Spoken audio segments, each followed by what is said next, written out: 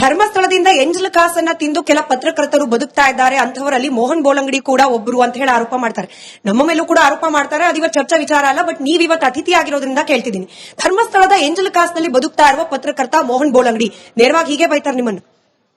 ನೋಡಿ, ಕಳೆದ 35 ವರ್ಷಗಳಿಂದ ನಾವು ಮಂಗಳೂರಲ್ಲಿ ಜರ್ನಲಿಸಂ ಅಲ್ಲಿ ಇದ್ದವು. ಪೊಲೀಸ್ ನ್ಯೂಸ್ ಪತ್ರಿಕೆಯ ವರದಿಗಾರನಾಗಿದ್ದೆ.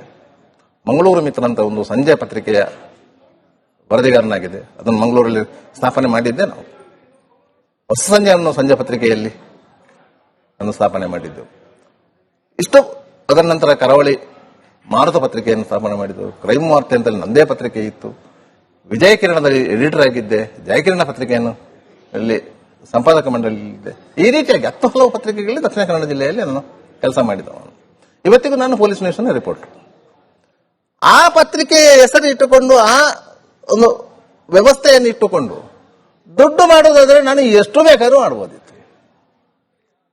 ಇವತ್ತಿಗೂ ನನಗೆ ಅಂತಹ ಶ್ರೀಮಂತಿಕೆಯೇ ಬರಲಿಲ್ಲ, ಅಂತ ಬಡತನವೂ ಬರಲಿಲ್ಲ. ಸೌಜನ್ಯ ಪ್ರಕರಣದಲ್ಲಾಗ್ಲಿ ಅಥವಾ ಧರ್ಮಾಧಿಕಾರಿಗಳನ್ನ ಸಮರ್ಥನೆ ಮಾಡ್ಕೊಳ್ಳೋ ಇತರೆ ಪ್ರಕರಣಗಳಲ್ಲಾಗ್ಲಿ ದುಡ್ಡು ಮಾಡಿಲ್ಲ ಮೋಹನ್ ಬೋಳಂಗಡಿ ಅವರು. ಖಂಡಿತವಾಗಿಯೂ ಇಲ್ಲ. ದುಡ್ಡು ಮಾಡಿದಾರಾ ಬೇರೆ ಯಾರಾದ್ರೂ?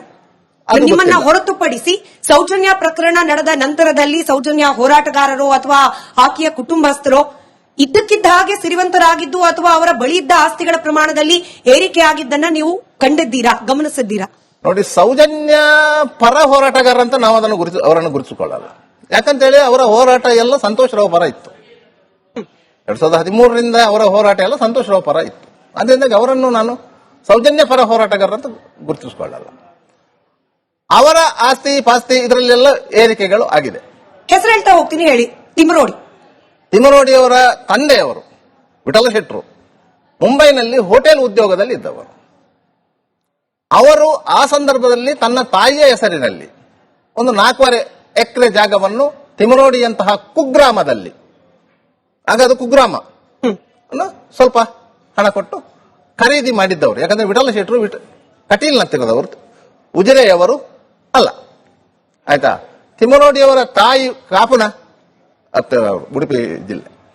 ಅವರು ಇಲ್ಲಿ ಬಂದು ತಾಯಿಯ ಹೆಸರಲ್ಲಿ ಜಮೀನು ಖರೀದಿ ಮಾಡಿದ್ದು. ಅಲ್ಲಿ ಅವರು ಬದುಕು ಕೃಷಿ ಚಟುವಟಿಕೆಗಳನ್ನ ಮಾಡ್ತಿದ್ರು. ಅವರು ಹೋಟ್ಲಲ್ಲಿದ್ದು.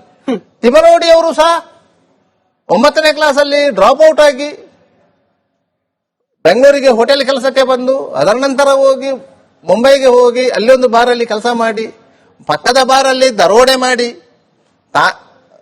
ಜೋಗೇಶ್ವರಿಯೇ ತಾನೇ ಯಾವುದೋ ಒಂದು ಪೊಲೀಸ್ ಸ್ಟೇಷನ್ ಅಲ್ಲಿ ಅವರ ಮೇಲೆ ಕೇಸುಗಳಾಗಿ ಅದರಲ್ಲಿ ಒಂದು 8 ತಿಂಗಳು ಜೈಲಲ್ಲಿದ್ದು ಅದರ ಬಿಡುಗಡೆಗೊಂಡು ಅದರ ನಂತರ 4-5 ಪೊಲೀಸ್ ಸ್ಟೇಷನ್ಗಳಲ್ಲಿ ಅವರ ಇಂಟ್ರಾಗೇಷನ್ ಆಗಿದೆ. ಮತ್ತೆ ಊರಿಗೆ ಬಂದವರು 91 ಪ್ರಕರಣಕ್ಕೆ ಮುಂಚೆ ಅವರು 91ಕ್ಕೆ ಬಂದವರು. 91ಕ್ಕೆ ಬಂದವರು. ಅವ್ರ ಮೇಲೆ ಕೇಸ್ ದಾಖಲಾಗಿದ್ದು ಸೌಜನ್ಯ ಹತ್ಯೆಗೆ ಮುಂಚೆ. ಅವ್ರ ಮೇಲೆ ಇರೋ ಕೇಸ್ಗಳೆಲ್ಲವೂ ಕೂಡ ಹಿಂದೂ ಪರ ಹೋರಾಟ, ಧರ್ಮದ ಪರ ಹೋರಾಟದ ಕೇಸ್ಗಳು ಮಾತ್ರ ಇರೋದು ಅಂತ ಹೇಳಿ ತಾವು ರಾಬರಿ ಮಾಡಿದ್ರು, ಡಕಾಯಿತಿ ಮಾಡಿದ್ರು ಅಂತ ಹೇಳ್ತಿದ್ರಿ. ಆ ಪ್ರಕರಣ ಅಂತ ಹೇಳ್ತಿದ್ರಿ, ಅದಕ್ಕೆ ಕೇಳಿದೆ ನಾನು. ಆ ಪ್ರಕರಣ ಬಾಂಬೆಯಲ್ಲಿ ಆಗಿರುವಂತದ್ದು. ಸರಿ, ಅವರ ಮೇಲೆ ಬೆಳ್ತಂಗಡಿ ಪೊಲೀಸ್ ಸ್ಟೇಷನ್ ಅಲ್ಲಿ ದಾಖಲಾಗಿರುವಂತಹದ್ದು ಸ್ಥಳೀಯವಾಗಿ ಆದಂತಹ ಹೊಡೆದಾಟದ ಪ್ರಕರಣಗಳು.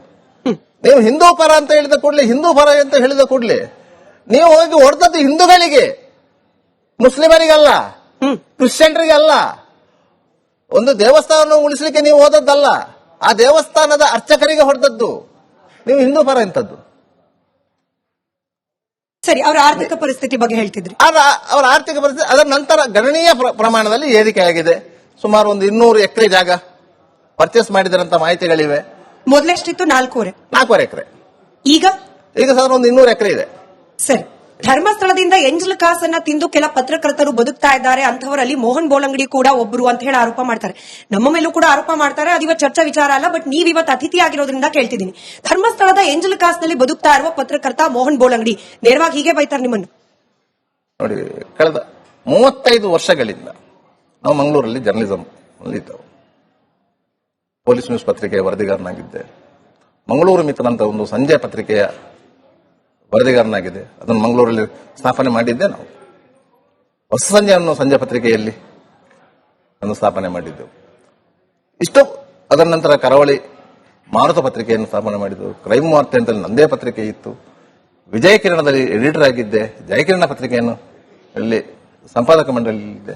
ಈ ರೀತಿಯಾಗಿ 10 ಹಲವು ಪತ್ರಿಕೆಗಳಲ್ಲಿ ದಕ್ಷಿಣ ಕನ್ನಡ ಜಿಲ್ಲೆಯಲ್ಲಿ ನಾನು ಕೆಲಸ ಮಾಡಿದವನು. ಇವತ್ತಿಗೂ ನಾನು ಪೊಲೀಸ್ ನ್ಯೂಸ್ನ ರಿಪೋರ್ಟರ್. ಆ ಪತ್ರಿಕೆಯ ಹೆಸರು ಇಟ್ಟುಕೊಂಡು, ಆ ಒಂದು ವ್ಯವಸ್ಥೆಯನ್ನು ಇಟ್ಟುಕೊಂಡು ದುಡ್ಡು ಮಾಡುವುದಾದ್ರೆ ನಾನು ಎಷ್ಟು ಬೇಕಾದ್ರೂ ಮಾಡಬಹುದಿತ್ತು. ಇವತ್ತಿಗೂ ನನಗೆ ಅಂತಹ ಶ್ರೀಮಂತಿಕೆ ಬರಲಿಲ್ಲ, ಅಂತ ಬಡತನವೂ ಬರಲಿಲ್ಲ. ಸೌಜನ್ಯ ಪ್ರಕರಣದಲ್ಲಾಗ್ಲಿ ಅಥವಾ ಧರ್ಮಾಧಿಕಾರಿಗಳನ್ನ ಸಮರ್ಥನೆ ಮಾಡ್ಕೊಳ್ಳೋ ಇತರೆ ಪ್ರಕರಣಗಳಲ್ಲಾಗ್ಲಿ ದುಡ್ಡು ಮಾಡಿಲ್ಲ ಮೋಹನ್ ಬೋಳಂಗಡಿ ಅವರು. ಖಂಡಿತವಾಗಿಯೂ ಇಲ್ಲ. ದುಡ್ಡು ಮಾಡಿದಾರ ಬೇರೆ ಯಾರಾದ್ರೂ? ಅದು ನಿಮ್ಮನ್ನ ಗೊತ್ತಿಲ್ಲ. ಹೊರತುಪಡಿಸಿ ಸೌಜನ್ಯ ಪ್ರಕರಣ ನಡೆದ ನಂತರದಲ್ಲಿ ಸೌಜನ್ಯ ಹೋರಾಟಗಾರರು ಅಥವಾ ಆಕೆಯ ಕುಟುಂಬಸ್ಥರೋ ಇದ್ದಕ್ಕಿದ್ದ ಹಾಗೆ ಸಿರಿವಂತರಾಗಿದ್ದು ಅಥವಾ ಅವರ ಬಳಿ ಇದ್ದ ಆಸ್ತಿಗಳ ಪ್ರಮಾಣದಲ್ಲಿ ಏರಿಕೆ ಆಗಿದ್ದನ್ನ ನೀವು ಕಂಡಿದ್ದೀರಾ, ಗಮನಿಸಿದ್ದೀರಾ?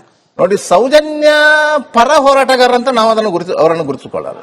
ಯಾಕಂತ ಹೇಳಿ ಅವರ ಹೋರಾಟ ಎಲ್ಲ ಸಂತೋಷ್ ರಾವ್ ಪರ ಇತ್ತು. 2013ರಿಂದ ಅವರ ಹೋರಾಟ ಎಲ್ಲ ಸಂತೋಷ್ ರಾವ್ ಪರ ಇತ್ತು. ಅದರಿಂದ ಅವರನ್ನು ನಾನು ಸೌಜನ್ಯ ಪರ ಹೋರಾಟಗಾರ ಅಂತ ಗುರುತಿಸಿಕೊಳ್ಳಲ್ಲ. ಅವರ ಆಸ್ತಿ ಪಾಸ್ತಿ ಇದರಲ್ಲೆಲ್ಲ ಏರಿಕೆಗಳು ಆಗಿದೆ. ಹೆಸರು ಹೇಳ್ತಾ ಹೋಗ್ತೀನಿ, ಹೇಳಿ. ತಿಮರೋಡಿ ಅವರ ತಂದೆಯವರು ವಿಠಲ ಶೆಟ್ರು ಮುಂಬೈನಲ್ಲಿ ಹೋಟೆಲ್ ಉದ್ಯೋಗದಲ್ಲಿ ಇದ್ದವರು. ಅವರು ಆ ಸಂದರ್ಭದಲ್ಲಿ ತನ್ನ ತಾಯಿಯ ಹೆಸರಿನಲ್ಲಿ ಒಂದು 4.5 ಎಕರೆ ಜಾಗವನ್ನು ತಿಮರೋಡಿಯಂತಹ ಕುಗ್ರಾಮದಲ್ಲಿ, ಆಗ ಅದು ಕುಗ್ರಾಮ, ಸ್ವಲ್ಪ ಹಣ ಕೊಟ್ಟು ಖರೀದಿ ಮಾಡಿದ್ದವರು. ಯಾಕಂದ್ರೆ ವಿಠಲ ಶೆಟ್ರು ಕಟೀಲ್ ಹತ್ತಿರದವರು, ಉಜಿರೆಯವರು ಅಲ್ಲ. ಆಯ್ತಾ? ತಿಮರೋಡಿಯವರ ತಾಯಿ ಕಾಪುನ ಉಡುಪಿ ಜಿಲ್ಲೆ. ಅವರು ಇಲ್ಲಿ ಬಂದು ತಾಯಿಯ ಹೆಸರಲ್ಲಿ ಜಮೀನು ಖರೀದಿ ಮಾಡಿದ್ದು, ಅಲ್ಲಿ ಅವರು ಬದುಕು ಕೃಷಿ ಚಟುವಟಿಕೆಗಳನ್ನ ಮಾಡ್ತಿದ್ರು. ಅವರು ಹೋಟ್ಲಲ್ಲಿದ್ದು. ತಿಮರೋಡಿ ಅವರು ಸಹ 9ನೇ ಕ್ಲಾಸಲ್ಲಿ ಡ್ರಾಪ್ ಔಟ್ ಆಗಿ ಬೆಂಗಳೂರಿಗೆ ಹೋಟೆಲ್ ಕೆಲಸಕ್ಕೆ ಬಂದು, ಅದರ ನಂತರ ಹೋಗಿ ಮುಂಬೈಗೆ ಹೋಗಿ ಅಲ್ಲಿ ಒಂದು ಬಾರಲ್ಲಿ ಕೆಲಸ ಮಾಡಿ, ಪಕ್ಕದ ಬಾರಲ್ಲಿ ದರೋಡೆ ಮಾಡಿ, ಜೋಗೇಶ್ವರಿಯೇ ತಾನೇ ಯಾವುದೋ ಒಂದು ಪೊಲೀಸ್ ಸ್ಟೇಷನ್ ಅಲ್ಲಿ ಅವರ ಮೇಲೆ ಕೇಸುಗಳಾಗಿ, ಅದರಲ್ಲಿ ಒಂದು 8 ತಿಂಗಳು ಜೈಲಲ್ಲಿದ್ದು, ಅದರ ಬಿಡುಗಡೆಗೊಂಡು, ಅದರ ನಂತರ 4-5 ಪೊಲೀಸ್ ಸ್ಟೇಷನ್ಗಳಲ್ಲಿ ಅವರ ಇಂಟ್ರಾಗೇಷನ್ ಆಗಿದೆ. ಮತ್ತೆ ಊರಿಗೆ ಬಂದವರು. ಸೌಜನ್ಯ ಪ್ರಕರಣಕ್ಕೆ ಮುಂಚೆ ಅವರು 91ಕ್ಕೆ ಬಂದವರು. 91ಕ್ಕೆ ಬಂದವರು. ಅವ್ರ ಮೇಲೆ ಕೇಸ್ ದಾಖಲಾಗಿದ್ದು ಸೌಜನ್ಯ ಹತ್ಯೆಗೆ ಮುಂಚೆ. ಅವ್ರ ಮೇಲೆ ಇರೋ ಕೇಸ್ಗಳೆಲ್ಲವೂ ಕೂಡ ಹಿಂದೂ ಪರ ಹೋರಾಟ, ಧರ್ಮದ ಪರ ಹೋರಾಟದ ಕೇಸ್ಗಳು ಮಾತ್ರ ಇರೋದು ಅಂತ ಹೇಳಿ ತಾವು ರಾಬರಿ ಮಾಡಿದ್ರು, ಡಕಾಯಿತಿ ಮಾಡಿದ್ರು ಅಂತ ಹೇಳ್ತಿದ್ರಿ. ಆ ಪ್ರಕರಣ ಅಂತ ಹೇಳ್ತಿದ್ರಿ, ಅದಕ್ಕೆ ಕೇಳಿದೆ ನಾನು. ಆ ಪ್ರಕರಣ ಬಾಂಬೆಯಲ್ಲಿ ಆಗಿರುವಂತದ್ದು. ಸರಿ. ಅವರ ಮೇಲೆ ಬೆಳ್ತಂಗಡಿ ಪೊಲೀಸ್ ಸ್ಟೇಷನ್ ಅಲ್ಲಿ ದಾಖಲಾಗಿರುವಂತಹದ್ದು ಸ್ಥಳೀಯವಾಗಿ ಆದಂತಹ ಹೊಡೆದಾಟದ ಪ್ರಕರಣಗಳು. ನೀವು ಹಿಂದೂ ಪರ ಅಂತ ಹೇಳಿದ ಕೂಡಲೇ, ಹಿಂದೂ ಪರ ಅಂತ ಹೇಳಿದ ಕೂಡಲೇ ನೀವು ಹೋಗಿ ಹೊಡೆದದ್ದು ಹಿಂದೂಗಳಿಗೆ, ಮುಸ್ಲಿಮರಿಗಲ್ಲ, ಕ್ರಿಶ್ಚಿಯನ್ರಿಗಲ್ಲ. ಒಂದು ದೇವಸ್ಥಾನ ಉಳಿಸಲಿಕ್ಕೆ ನೀವು ಹೋದದ್ದಲ್ಲ, ಆ ದೇವಸ್ಥಾನದ ಅರ್ಚಕರಿಗೆ ಹೊಡೆದದ್ದು. ನೀವು ಹಿಂದೂ ಪರ ಎಂತದ್ದು? ಸರಿ, ಅವರ ಆರ್ಥಿಕ ಪರಿಸ್ಥಿತಿ ಬಗ್ಗೆ ಹೇಳ್ತಿದ್ರಿ. ಅವರ ಆರ್ಥಿಕ ಪರಿಸ್ಥಿತಿ ಅದರ ನಂತರ ಗಣನೀಯ ಪ್ರಮಾಣದಲ್ಲಿ ಏರಿಕೆ ಆಗಿದೆ. ಸುಮಾರು ಒಂದು 200 ಎಕರೆ ಜಾಗ ಪರ್ಚೇಸ್ ಮಾಡಿದರಂತ ಮಾಹಿತಿಗಳಿವೆ. ಮೊದಲೆಷ್ಟಿತ್ತು? 4.5 ಎಕರೆ. ಈಗ ಸರ್ ಒಂದು 200 ಎಕರೆ ಇದೆ. ಸರಿ.